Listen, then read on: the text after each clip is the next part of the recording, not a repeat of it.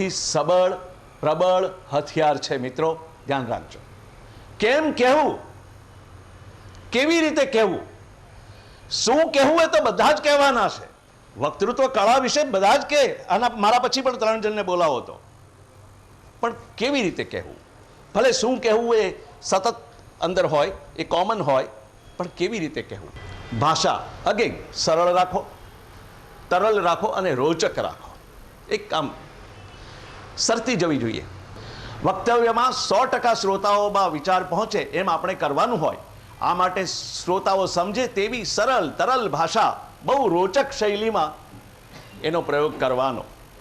વાક્યો ટૂંકા પણ ચોટદાર હોવા જોઈએ. પ્રતિભાવ તાળીઓથી આવે, અટકીને આભાર દર્શન સ્મિત કરીને સૌ પ્રત્યે અભિમુખ થઈને કરવાનું. અને શ્રોતાઓની કદરદાનીની કદર માટે આપણે આવું પણ કહીએ. જોજો બહુ જ લાઇટ શેર છે. મને બપોરનો સમય હતો, મને એમ થયું કે આવું જ કંઈક વાત કરું, એટલા માટે don't mistake me, don't misunderstand me. વહ જિંદગી ही क्या जहां घरवाली नहीं,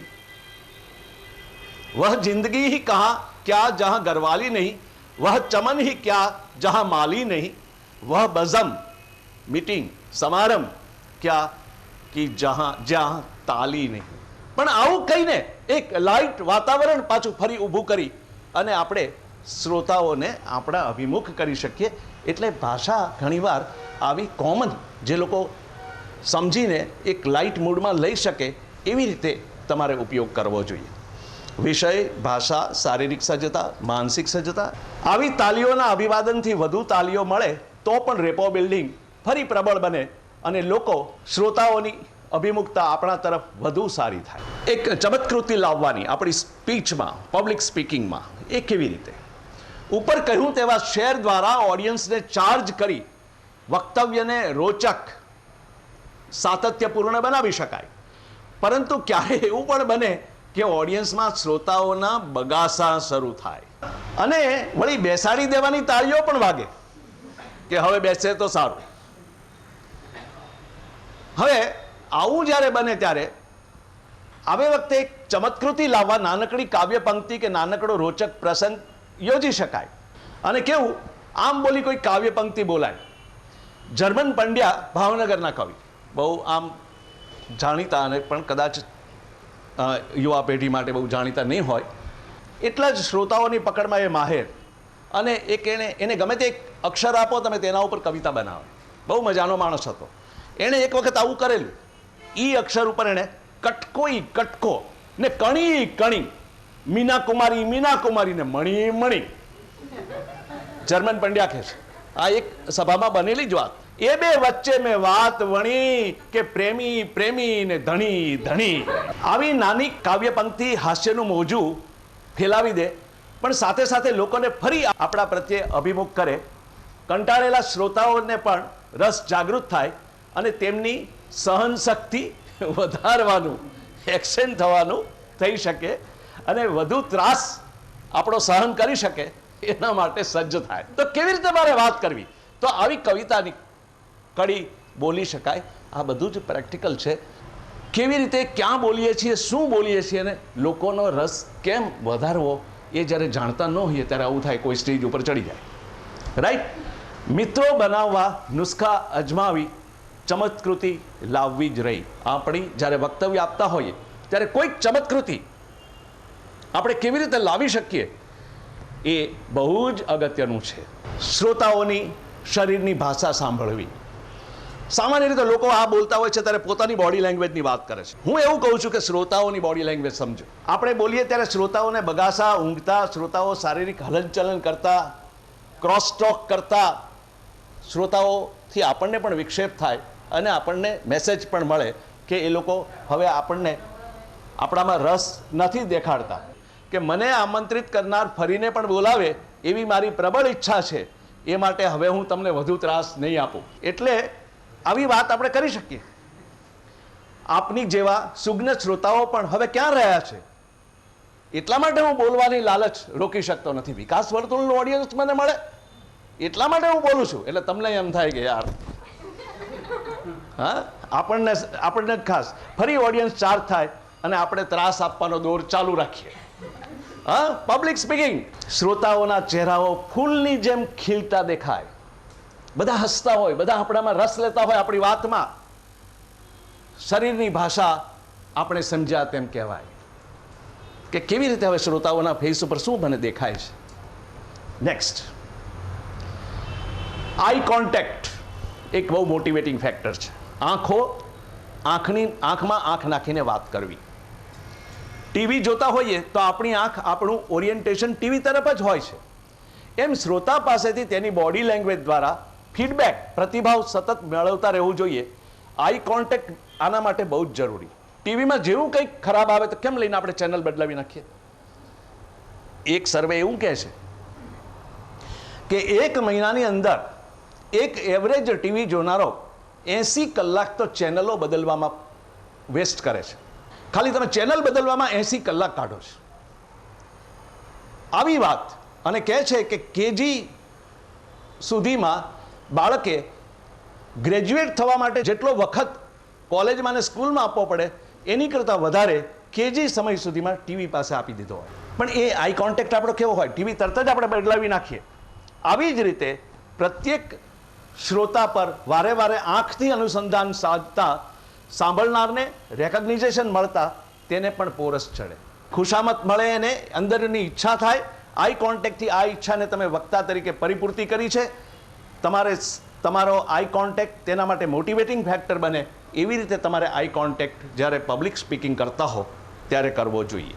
તમારા સાથેનું તૂટે પણ સાથે સાથે ટીખળી શ્રોતા તમારા ચાળા પાડી રમૂજ કરવાનો મોકો લઈ અન્ય શ્રોતાની નજરમાં માનહાનિ પણ કરી લે.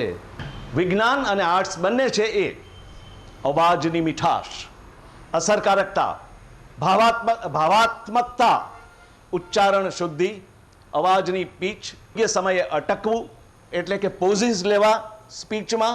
જો આ બધું વિજ્ઞાન. સગડીનો શ, મીંડાવાળો શ અને ફાળિયો શ કોઈને બોલતા આવડતા નથી. કોફી કા અસલી મજાની જાહેરાત સાંભળી છે? Neighbour's envy, owner's pride. કેવી સરસ અભિવ્યક્તિ. આમ ઘોં પેલો આવે ઓનિડાનો પેલો, હા, એક આમ ડેમોન જેવો બહાર માણસ આવે. એ અભિવ્યક્તિ કેવી છે? આવી અભિવ્યક્તિ તમારી જ્યારે તમે કોઈ પણ વિચારો તમે કમ્યુનિકેટ કરતા હો ત્યારે આવવી જોઈએ. જો એક જ નાની એવી વાત તમને અભિવ્યક્તિ માટે કરું તમને. Life is an echo. જીવન એક પડઘો છે. એની વાત મારે કરવી હોય તમને તો કેવી રીતે કરાય? એક શહેરનો છોકરો ગામડે જાય છે. ત્યાં જઈને શહેરનો છોકરો છે ને એકદમ મજા આવી જાય છે અને બોલે છે, ઓ યા. સામેથી એકદમ અવાજ આવે છે, ઓ યા. શહેરનો છોકરો, એને એમ લાગે છે કે કોઈક ચાળા પાડે છે, એટલે કહે છે, you are a bad boy. સામેથી તરત જ જવાબ આવે છે, you are a bad boy. છોકરો એકદમ નાકનું ટેરવું ચડાવીને માસી પાસે આવે છે. માસી, તમે તો કહેતા હતા કે ગામડાના માણસો તો બહુ સારા હોય, પણ તમારે જે છોકરો ચાળા પાડે છે એ બહુ ખરાબ છોકરો છે. માસી કે ક્યાં ગયો હતો? તો કે આ રીતે હિલોક્સ પાસે હતો. માસીને ખ્યાલ આવી જાય છે. એટલે કે તું કાલે આ જ સમયે એ જ જગ્યાએ જઈને એ છોકરાને કહેજે કે you are a good boy. અને જો છતાં પણ એ ખરાબ રીતે તારી જોડે વર્તે તો હું ચોક્કસ એને ખોળી કાઢીશ અને એને આપણે શિક્ષા કરીશું. છોકરો બીજે દિવસે એ જ સમયે એ જ જગ્યાએ જઈને કહે છે, you are a good boy. સામેથી જવાબ આવ્યો, you are a good boy. છોકરો એકદમ આનંદમાં આવી ગયો. માસીને કહ્યું, ના ના, હા, છોકરો સારો છે. પણ કહેવાનું એટલું છે મિત્રો કે લાઈફ ઇઝ એન ઇકો. તમે જેવું કોઈના માટે કરશો એવું જ લોકો તમારા માટે વિચારશે કે કરશે. હા, લેખિત સ્પીચ હોય કે એક્સટેમ્પોર, લેખિત સ્પીચમાં પણ વચ્ચે જો નાનકડો બ્રેક આપવાની કળા હાંસલ કરાય તો બહુ સારું. લેખિત સ્પીચ ટૂંકીને ટચ છતાં બધા પાસા આવરી લે તેવી હોઈ શકે. પુસ્તકીય ભાષા નહીં વાપરવાની, બોલવાની ભાષા વાપરો. તમે સ્પીચ આપો છો પણ લખેલું હોય એટલે બધું પુસ્તકીય હોય એવું લોકો માને છે. No, that's not allowed in a public speech, right? પુસ્તકીય ભાષા હોય અને બોલવાની ભાષામાં કન્વર્ટ કરવી જોઈએ. અને પેલી જોક છે ને કે 10 મિનિટનું, નહીં તો શું થાય કે 10 મિનિટનું ભાષણ 20 મિનિટમાં થાય, કારણ કે ઓલી કાર્બન કોપી પણ વાંચે. એવું ન થવું જોઈએ. તમે વાંચતા નથી, તમે વાતો કરો છો. લેખિત સ્પીચમાં ધ્યાન રાખવાનો આ મુદ્દો, આ વિજ્ઞાન. લાંબી સ્પીચ કરતાં પોસ્ટકાર્ડના બે ત્રણ ભાગ કરીને એ કાર્ડ ઉપર 1, 2, 3 નંબર આપી સ્કેચ પેનથી ટપકાવો અને દરેક મુદ્દા ઉપર તમે એક્સટેમ્પોર પણ બોલી શકશો. નાના નાના કાર્ડ રાખવાના અને 1, 2, 3 તમારી સ્પીચ પૂરી. ઓડિયો વિઝ્યુઅલ હમણાં બહુ ચાલ્યું છે, તો આ બધા સાધનનો ઉપયોગ કરાય. વક્તવ્યમાં ખાસ કરીને ટ્રેનિંગ આપવાની હોય તો આ સાધનો બહુ જ સારા, વધારે સારા. આજે આપણે વક્તૃત્વ કળાની વાત ટ્રેનિંગના રૂપમાં કરીએ છીએ, તો ઓડિયો વિઝ્યુઅલ બહુ જ સરસ. એમ કહે છે કે ટેસ્ટ, આપણે એક વખત મરચું ખાધું હોય તો ફરીવાર મરચું ખાઈએ, ભલે ને જીભ પહેલી વાર બળી હોય, કારણ કે 3% જ ટેસ્ટ એના દ્વારા રહે. એમ સૂંઘવાથી કંઈક 6% રહે છે, સાંભળવાથી 2% રહે છે. આ બધી જ કરતાં કહે છે કે જ્યારે તમે ઓડિયો વિઝ્યુઅલ બે ભેગું કરો, એટલે કે હું બોલું અને તમે જુઓ, તો તમારા મગજમાં એ ટેસ્ટ, એ સંદેશો 96% સ્ટોર થાય છે. એટલા માટે જ આજે નાનું બાળક, એને પહેલી કવિતા નથી આવડતી પુસ્તકની, પણ જિંગલ હોય ટીવીનું, નિરમા વોશિંગ પાવડર, નિરમા નિરમા નિરમા, એટલે ભાઈ તને કેવી રીતે આવડી ગયું? ઓડિયો વિઝ્યુઅલ, બીજું કશું નથી. Audio visual. મારી બેબી તો એટલું બધું બોલે ને, જોજો હમણાં બોલાવું, બોલતો બેટા, કશું જ નથી. Audio visual. Audience participation. જો અહીંયા આ રીતે વાત કરી શકાય ટ્રેનિંગમાં. હું જે કહું છું એમાં તમારે શું કહેવાનું છે, અને તરત જ બધાનો ઇન્ટરેસ્ટ એની અંદર આવે. ઓડિયન્સ પાર્ટિસિપેશન તમારી સ્પીચમાં તમે કરો તો ઘણું સરસ એ બની શકે. સમાપન કેવી રીતે કરવું? ચમત્કૃતિ અને આભાર દર્શન કોઈ સારા પ્રસંગથી, શેરથી, કાવ્ય પંક્તિથી એવું કરીએ તો બહુ જ એની અસર સારી રહે. જ્યારે આપણે સમાપન કરતા હોઈએ ત્યારે સમાપનમાં બોલેલ બાબતોને પણ ટૂંકમાં ઓવરવ્યૂ લેવામાં આવે તો અસરકારકતા આવી જાય. કે મેં તમને, હું વારંવાર કહું છું કે મેં તમને બોડીની સજ્જતા વિશે કહ્યું, માનસિક સજ્જતા વિશે કહ્યું, વિષયની સજ્જતા વિશે કહ્યું. આ બધું સમાપન તરફ આપણે કેવી રીતે જવાય એની વાત આપણે કરતા ગયા. છતાંય કોટેબલ કોટ્સ જેને કહીએ એવું તમે વાપરી શકો તો બહુ સરસ એ આખી વાત એ લોકોને અવિસ્મરણીય બની જાય ઘણીવાર. જો એક મેં અહીંયા શેર લીધો છે, આ પણ તમે બધા જ જાણતા હશો એવો શેર, મેં એવા જ ઉપયોગ કર્યા છે. ઉઠ કે તો ચલ દિયે હે તેરી બઝમ સે મગર. બઝમ શબ્દ પહેલાં આવી ગયો આપણે મીટિંગ, તાલી જ્યાં તાલી ન હો, એટલે ઉઠ કે તો ચલ દિયે હે તેરી બઝમ સે મગર, ये दिल ही जानता है कि किस दिल से हम चले. અરે આ મીટિંગ તો પૂરી કરીને હું જતો રહીશ, પણ હું કેવા દિલથી જુદો થાઉં છું, કેવી તમે મને આગતા સ્વાગતા કરી, એ હું કદી નહીં ભૂલું. આવી વાત કરી હોય તો તમને તરત જ યાદ રહી જાય કે સુરેશભાઈ આવી વાત કરી હતી. આપ સૌની બેઠક સભામાંથી હું વિદાય તો લઈ લઉં છું, પણ આપ સૌએ મને સ્નેહ, ધીરજ, કદરદાનીથી સાંભળ્યો. મારું હૃદય જ જાણે છે કે કેવો મને ઊંડી ઉપકૃતતાનો અનુભવ થયો. એ લાગણી વચ્ચેથી હું આપની પાસેથી જઈ રહ્યો છું. આ રીતે જો આપણે વાત કરીએ, લુક એટ ધ ફિગર તો મેં અમસ્તા જ આપ્યા છે મારી વાતને એડ કરવા માટે, પણ વાતમાં આ આવવું જોઈએ. વક્તા અને શ્રોતાઓનો એકમેકના મન સુધી જવાનો એક શાયરીમાં જે વક્તવ્યનો પ્રધાન સૂર મારે જે કહેવો હોય તો આ રીતે કહેવાય. હા, મેં કહ્યું કે શાયરી કે એનાથી બંધ કરાય.